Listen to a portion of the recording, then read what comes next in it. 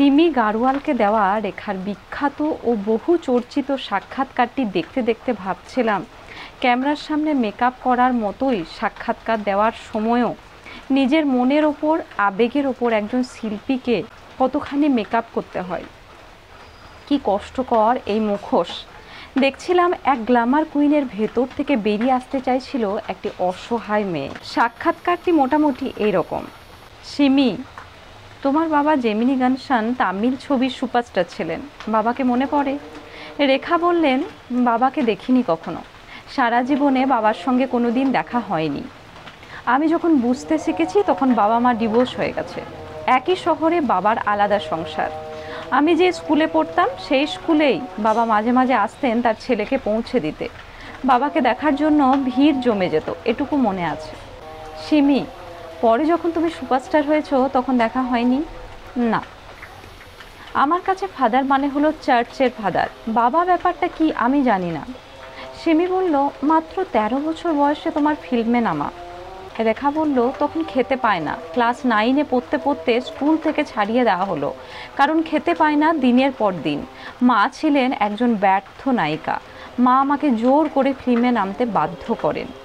সিমি বললেন, তুমি কি হতে চেয়েছিলে? রেখা বলল, আমি একটা মধ্যবিত্ত পরিবারের গৃহবধূ হতে চেয়েছিলাম। একটা ছোট্ট ঘর, আমার নিজের ঘর, আমার নিজের সংসার, একটা মানুষ, যে মানুষ আমাকে প্রাণপণে বুঝবে, আর আমার অনেকগুলো ছেলে মেয়ে থাকবে। সিমি বলল, তোমার লেখা থেকেই জেনেছি সেই সময় তোমার খুব স্ট্রাগলিং পিরিয়ড গেছে, নানাভাবে তোমাকে এক্সপ্লয়েট। আমার মনে হয় প্রত্যেক হিরোইনের জীবনে এই পিরিয়ডটা আসা উচিত। ওই স্ট্রাগলের জন্যই আজ এই জায়গায় আসতে পেরেছি। সবচেয়ে বেশি সমস্যা হতো ভাষার, না বুঝতাম হিন্দি, না বুঝতাম পাঞ্জাবি, না বুঝতাম ইংরেজি। তামিল ছাড়া কিচ্ছু বুঝতে পারতাম না। সবার কাছে হাসির খোরাক হতাম, কেঁদে ফেলতাম, আমার দম বন্ধ লাগতো। কিন্তু আমার রোজগারের ওই কটা টাকাতেই সংসার চলতো, পালিয়ে যাওয়ার উপায় ছিল না। সিমি বলল, তার মানে তোমার জীবনে কোনো পুরুষের ভূমিকা নেই? রেখা বলল, ঈশ্বরকে যদি পুরুষ হিসাবে ধরে নিই তবে অবশ্যই ভূমিকা আছে। এরপর কেরিয়ার সংক্রান্ত কিছু প্রশ্নের পরে একটা সেন্সিটিভ প্রশ্ন রেখাকে ভীষণ উত্তেজিত করে দেয়। সিমি বলল, তোমার জীবনে অনেক সম্পর্ক এসেছে, সেই সময় বিনত মেহরার সঙ্গে তোমার বিয়ে হয়। রেখা বলল, এক্সকিউজ মি? সিমি বলল, বলছিলাম বিনত মেহরার সঙ্গে। রেখা বলল, এক্সকিউজ মি? সিমি বলল, তখনকার সমস্ত ফিল্ম ম্যাগাজিনের কেন্দ্রবিন্দু ছিলে তুমি, তোমার বিয়ে নিয়ে। রেখা আবারও বলল, এক্সকিউজ মি? ও আমার খুব খুব কাছের বন্ধু ছিল, আমার শুভাকাঙ্ক্ষী ছিল, দ্যাটস অল। বিয়ে করব কেন? এরপর কিছু মামুলি প্রশ্নের পরে সাক্ষাৎকারটি অন্যদিকে মোড় নেয়, যখন সিমি অমিতাভ বচ্চনের প্রসঙ্গ উপাখ্যান করে। রেখার সারা মুখে একটা লালচে আভা পড়ে, যা খুব কষ্ট করেও লুকাতে পারেন না গ্ল্যামার কুইন। সিমি বলল, রেখা, একটা কথা স্বীকার করতেই হবে, সেটা হলো তোমার সঙ্গে অমিতজির অসাধারণ অন স্ক্রিন এবং সেই সঙ্গে অফ স্ক্রিন কেমিস্ট্রি। তুমি সবচেয়ে বেশি ছবি করেছো ওরই সঙ্গে, 9টা ছবি। রেখা বলল, ভুল হলো, 10টা। সিমি বলল, মাই গড, 10টা! উনি কতখানি অনুপ্রাণিত করেছেন তোমাকে? রেখা বলল, আমি দুর্দান্ত অভিনেত্রী বলেই অনুপ্রাণিত করেছে। খুব জোরে হেসে উঠলেন রেখা। উনি যেহেতু ইন্ডাস্ট্রিতে আমার থেকে অনেক জুনিয়র, তাই সেভাবে আলাপ করার ইচ্ছে হয়নি, কখনো সুযোগও হয়নি। আমি ওকে চিনতাম দিদিভাইয়ের হাজব্যান্ড হিসাবে, মানে প্রথমে বয়ফ্রেন্ড, পরে হাজব্যান্ড। আমি যখন স্ট্রাগল করছি, দিদিভাই তখন স্টার। অনেক পরে দো আনজানে ছবি সেটে ওর সঙ্গে আলাপ হলো। আমি তখন ফ্লপ হিরোইন, আর ও তখন দিবার সদ্য রিলিজ হয়েছে। ছবিটা ইতিহাস তৈরি করেছে।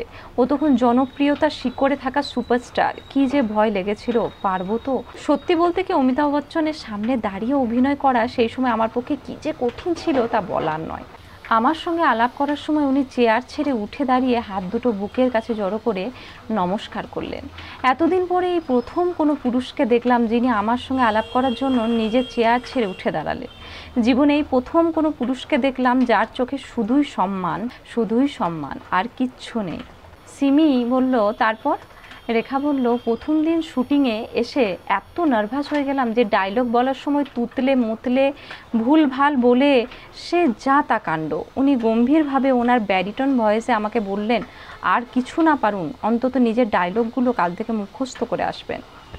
সিমি বলল, হঠাৎ করে তোমার মধ্যে একটা চেঞ্জ দেখতে শুরু করলাম আমরা। তুমি এত মোটা ছিলে, হঠাৎ করে চিপচিপে হয়ে গেলে, তোমার মুখটা কেমন বদলে গেল, তুমি আরও সুন্দর হয়ে উঠলে, তোমার গলার স্বর বদলে গেল, তোমার অভিনয় স্টাইল বদলে গেল। কিভাবে তুমি নিজেকে এত বদলে ফেললে? রেখা বলল, আমি খুব ভালো অবজার্ভার জানো। কারোর কোনো জিনিস যদি আমাকে মুগ্ধ করে, আমি তৎক্ষণাৎ সেটা নিজের মধ্যে অ্যাডাপ্ট করে নিই। অমিতজির উপস্থিতিটা আমাকে সাংঘাতিক একটা পজিটিভ ভাইবস দিত।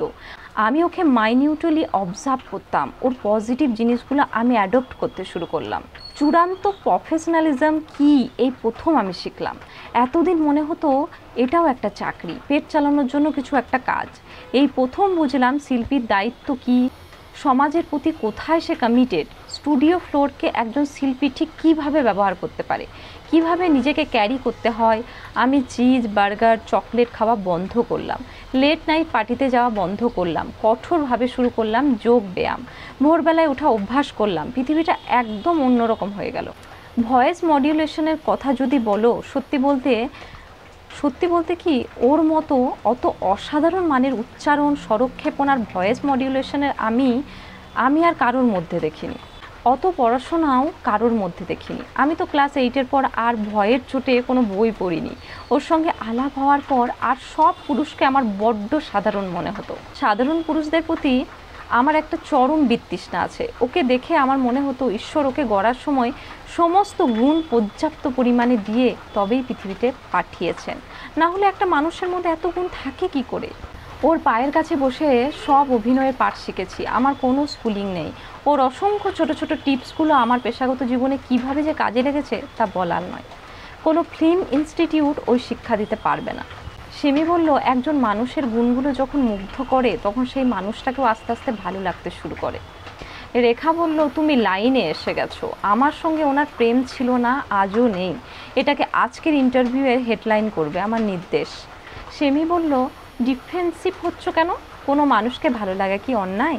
রেখা বলল, আরও যেটা মুগ্ধ করতো তা হলো ওর কষ্টের কথা নিজের মধ্যে চেপে রাখতেন, কাউকে বলতেন না। সে ঘোড়া থেকে হোক বা ছাদ থেকে হোক, যেখান থেকেই পড়ে গিয়ে হোক, রক্তারক্তি হোক আর যাই হোক, গঙ্গা কি সৌগন্ধ ছবিতে আউটডোর শুটিংয়ে কি মারাত্মক আহত হলেন, তারপরেও তাতে দাঁত চেপে সারা দিন শট দিয়ে গেলেন। কাউকে একবারও বললেন না যে ওর কষ্ট হচ্ছে। ভাবতাম এ কি মানুষ নাকি ঈশ্বরের বরপুত্র। সিমি বলল, সেই সময় সমস্ত ইন্ডাস্ট্রি জুড়ে একটা ভয়ঙ্কর গুঞ্জন আর চর্চা শুরু হয়েছিল যে তোমাদের দুজনের মধ্যে একটা সম্পর্ক তৈরি হয়েছে। আজও কান পাতলে সেই গুঞ্জন শোনা যায়। কি মত তোমার? রেখা বলল, there was no personal connection with him, never ever, sorry.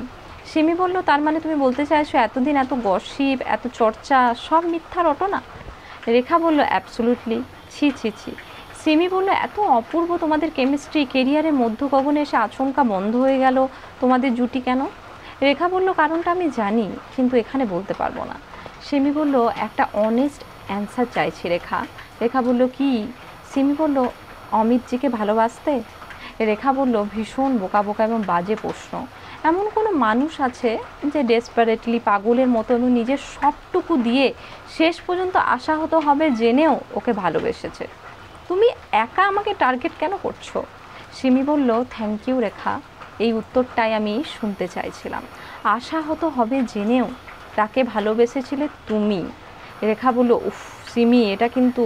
Simi বলল, এখনও তাকে ভালোবাসো? রেখা বলল, দেখো, আমি কিন্তু ডিপ্লোম্যাটিক্যালি বলছি না যে আমি ওকে দাদার মতো ভালোবাসি বা গুরুর মতো ভালোবাসি বা একজন ভক্তের মতো ভালোবাসি। আমি কিন্তু বলছি না। পৃথিবীতে যত ভালোবাসা আছে তার উপর আরও ভালোবাসা যোগ করে যে ভালোবাসা হয়, আমি ঠিক ততখানি ওকে ভালোবাসি। সিমি বলল, তোমার কখনো মনে হয়নি যে একজন বিবাহিত পুরুষকে ভালোবাসা?